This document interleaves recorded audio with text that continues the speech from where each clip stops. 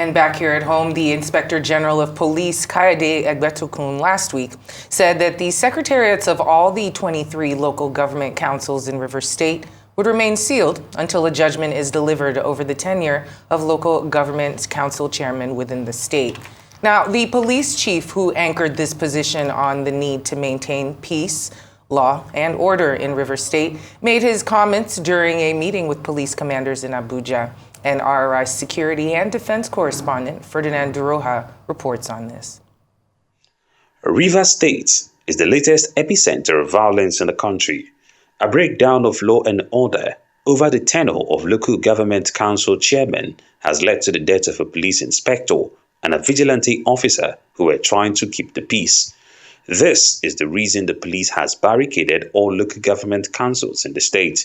Inspector General of Police says the occupation of the Secretariat is to ensure peace and order and not to intimidate anyone.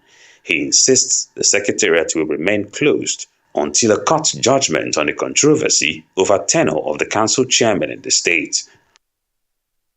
The Rivers issue, you are all aware, is in court. The police will wait for the outcome of the court case. Whatever the court decides is what the police is going to do. Yes, we have our men barricading the secretariat as at now. We are doing that to prevent breakdown of law and order in that state. You are all aware that in what happened 2-3 days ago, we lost a police inspector. We are sad about that. We don't want to lose more men. We don't want to lose more Nigerians. We don't want to lose more citizens of Rivers State.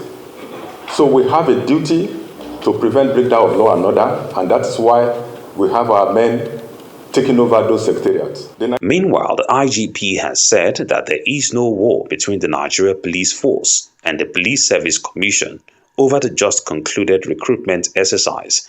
Egbetokun points out that while the police have no problem with the Supreme Court judgment giving the authority to recruit to the PSC, the management of the force will be vigilant against the induction of individuals deemed untrainable or unsuitable for police duties. He has a duty to ensure quality recruitment to the police. And that includes quality participation of the police in the recruitment exercise. And that is exactly what we are doing. We are doing everything possible to make sure that qualified and trainable individuals are recruited into the police. The problems we are having with the police now starts with the recruitment. The meeting with commanders also provides the opportunities for the review of operations within the second quarter. Ferdinand Duroja, Arise News. Well, that was the Inspector General of Police, Kayode Egbetokun, speaking on the crisis in Rivers State. Well, Opunabo Inko-Tariah, who is a former special advisor to current Minister of the Federal Capital Territory and the immediate past Governor of Rivers State, Nyesom Wike, joins us now to look at how this raging political crisis can be quelled in the larger interest of the people of Rivers State. Good to have you on Newsday. Thank you so much for joining us. Thank you very much, and good afternoon. Good afternoon. So right now, the police have taken over the local government buildings, and the Caretaker Committee chairmen do not have access to their offices. How will this affect the people of Rivers State, who, of course, are in need of good governance? Well, thank you very much. I listened to the Inspector General of Police, who is miserly with the truth. That is a clear dispensation of mendacity. He's not telling us the truth. The fact is, the police is complicit in all of this. Because telling me you're taking over, waiting for a court judgment before you call your men, to ask your men to leave the place, suffers from eclipse of reason and poverty of logic. What the police should have done was to protect those that have just been sworn in as caretaker chairmen, having been sworn in by the governor of a state, who is the chief security officer of the state. Let me give you a background. What is going on in Rivers State is what I refer to as macabre dance at the theater of tyranny with a crazy spin of lunacy. You have certain characters that have lapsed into a state of victimhood, and so because they are afraid that they are being consumed by the very smoke they have belched up, they will resort to any action to hamstring the efforts of the governor to ensure good governance in the state.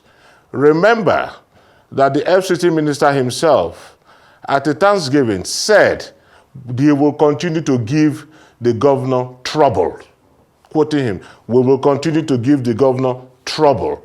And he turned to the former lawmakers, "Well, the matter is subjected to the clinical prognosis of the legal lab, so we are going to wait for the Court of Appeal to give its ruling," even though I wonder if the Court of Appeal will go against a Supreme Court judgment in the case of Abia State, the Attorney General of Abia State, and 25 others, and the Attorney General of the Federation, and similar other judgments. We are going to watch if the Court of Appeal will go against the Supreme Court judgment.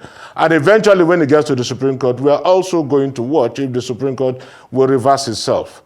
But be that as it may, we heard when the FCT minister said in Port Harcourt, in Rivers State, that they are going to give the governor enough trouble.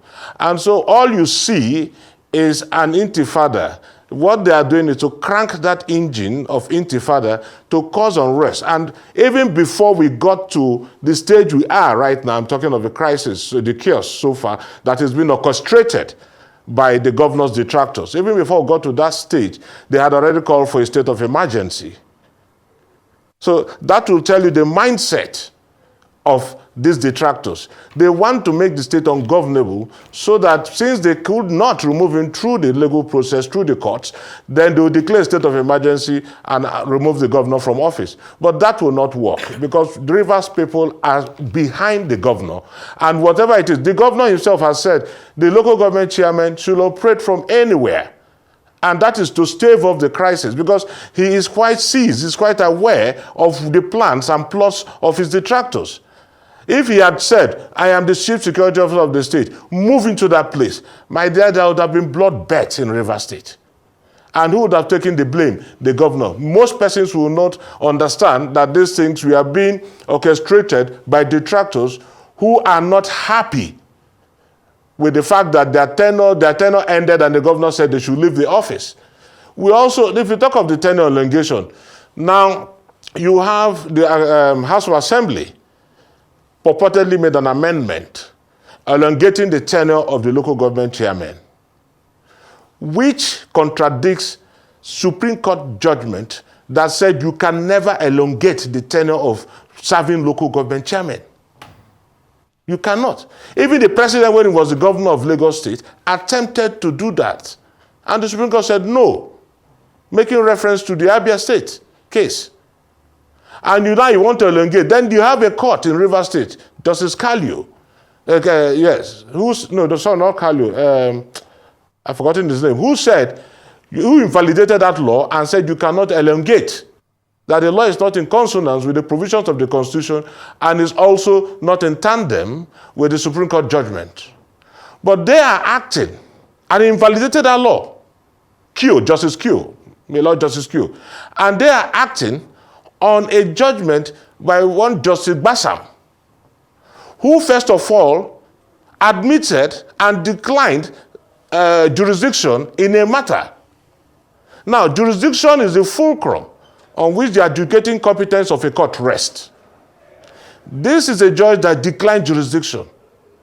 But after declining that jurisdiction, he went ahead to say the lawmakers are still, those 25 or 27 party members. When I say party, I'm not talking of PDP, I'm not talking of APC. When I say party, I'm talking of the party we go to at night to frolic, to enjoy ourselves.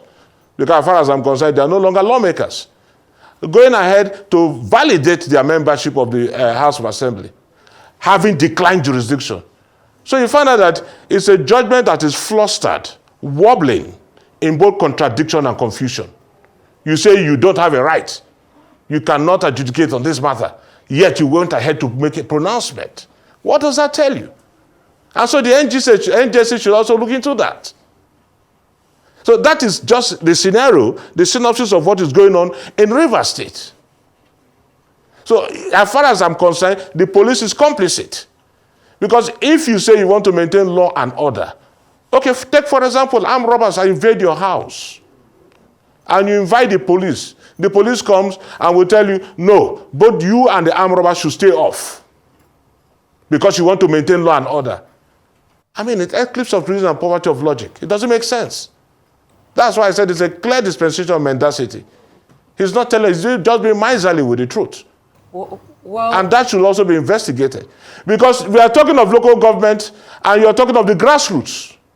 And we all know how uncomfortable this caretaker chairman will be if they operate outside their local government areas. Fair enough. Allow me to interrupt you just for the sake of time. Let's take a couple steps back because there are some of the mind that are criticizing the move of this caretaker committee. Why, in your opinion, would the governor not opt for an election in order to choose more local government chairmen and instead move for this caretaker committee, knowing that it would cause much of a rift to an already contentious situation? Why no election? What is the hula baloo about caretaker committee? When we first got into office, I'm talking of Yesom Ezeon Wike now. One of the first things he did was to dissolve local government councils and appointed caretaker committees. Those members were duly elected. But because in his thinking, they are loyal to his predecessor, Rotimi Amechi, he dissolved them. And the matter is still in court. He dissolved, I'm talking of elected members, chairmen. And the matter is still in court. Now, I cannot tell you for now, for sure, why the governor did not conduct local government elections. Because first and foremost, he did not even ask me to come here to speak. I have not been briefed on that. But this is a man, the chief security officer of a state, who is in possession of certain information that the world might not know. Look at what has happened with the appointment of the caretaker committees. That will give an inkling. If elections were conducted, probably we wouldn't have been talking of a policeman, an inspector being killed, or a vigilante man being killed. We would have been talking of the whole state on fire. Probably. Because these are detractors that are hell-bent on, if it means destroying the state, they will destroy the state just because of one man. And what is the sin of this man? Resisting godfatherism, the pestilence of godfatherism. That is just the sin he has committed. And so I cannot tell you for sure why the governor did not conduct local government elections.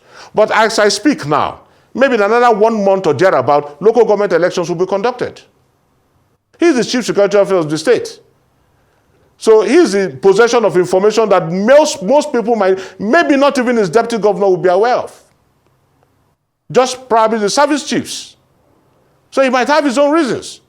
Because already the timetable for local government elections, they've drawn up the timetable for local government elections. The timetables are out. Meetings were conducted. The SEC chairman had meetings with stakeholders just last week. So I don't think he's really comfortable, but maybe it's expedient. He's not really comfortable with caretaker committees. Maybe. And that's why he's so much in a hurry to conduct local government elections. No, otherwise, if he had wanted, we had the first caretaker committee for 3 months, 6 months, 9 months, just like that.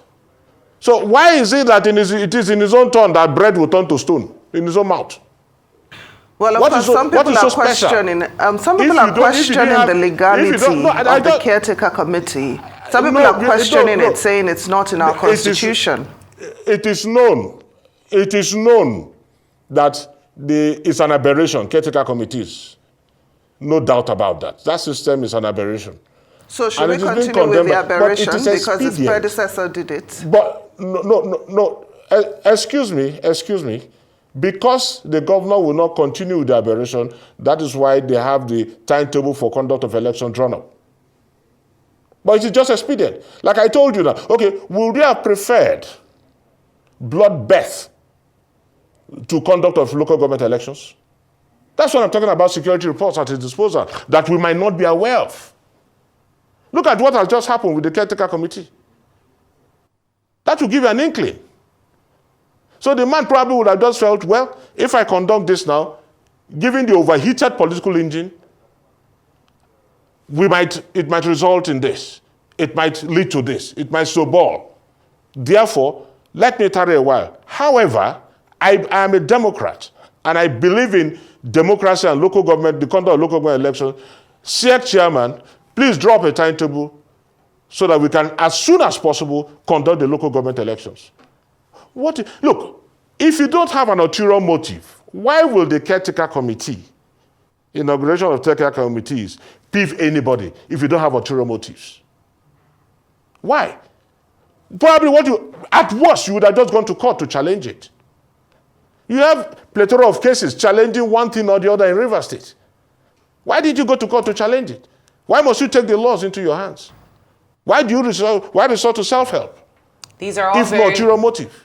Very good questions. That's the question anybody should ask.